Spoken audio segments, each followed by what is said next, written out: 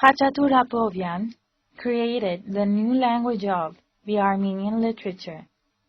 Before doing so, he wrote a few books in the original Armenian classical literature, which is a testimony of his high-quality Armenian education. He was educated in Europe at the Dorpat University, but he still chose to write in the traditional Armenian spoken language. He chose the dialect of Ararat as the language of his novel called The Wound, which left a great impact on the reader of the time. The conservative leaders, especially the clergymen, were very critical of this innovation. However, the advanced and progress sector of the society realized the greatness of this new approach and welcomed it with open arms, thus initiating the beginning of the Armenian New Literature. This novel is an emotional account of the national liberation struggles of the first Armenian fighters. Khachaturapovian is one of the great figures in the history of the international and Armenian literature that started a Renaissance movement in his or her respective culture. People like Khachaturapovian are multi-talented geniuses who never succeed to accomplish their mission due to harsh circumstances. One of his accomplishments was that he was the first person, along with his Professor Parrot, to climb the Ararat mountain, where the Noah's Ark had rested after the Great Flood. By doing so, he founded mountaineering in Armenia. Khachaturapovian was worshipped by the Armenian public. His mysterious death caused much pain to the public, and so he was remembered as a legend who climbed Mount Ararat and never came back. This great genius was followed by another great literary figure, Rafi Hakob Melik Hakopian. Khachaturapovian's book of The Wound of Armenia, or The Mourning of the Patriot, written in Ararat dialect, is not comprehensible to every Armenian, but Rafi's language is accessible to every generation. Therefore, he is the true founder of the new Armenian literature.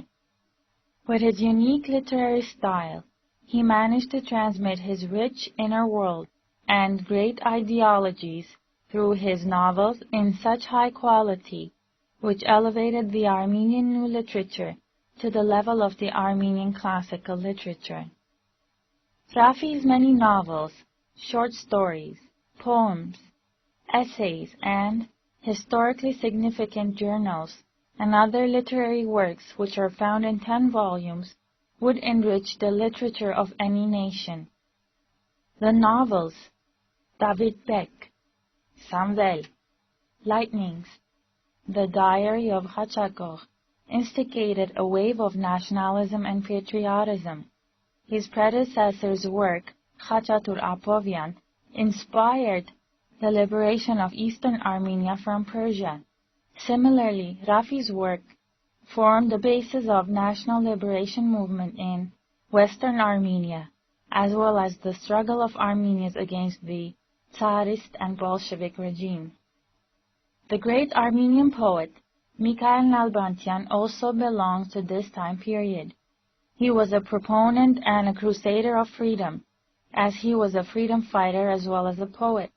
He spread his ideas of freedom not only in Armenia, but also in the higher circles of Europe. At the end of the 19th century and the beginning of the 20th century, the Armenian literature produced 3 literary stars, Hovannes Hovannesyan, Hovannes Tumanyan, and Avetik Isahakian.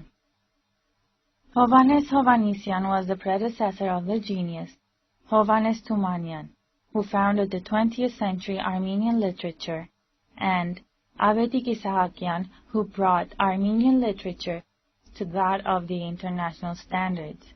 His work was translated into many languages, including Japanese, where he was considered one of the best poets of his time. In Eastern Armenian literature, the figures of Vahan Terian and Yerishe Charent have a unique place.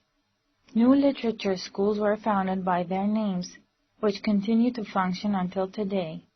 Students of these schools graduated to become great poets and novelists. Hovhannes Hovhannisyan continued in the path set by Mkırtic Beşiktaşlyan, Rafael Patkanian, Mikhail Nalbantian, and founded the Armenian literature of the 20th century.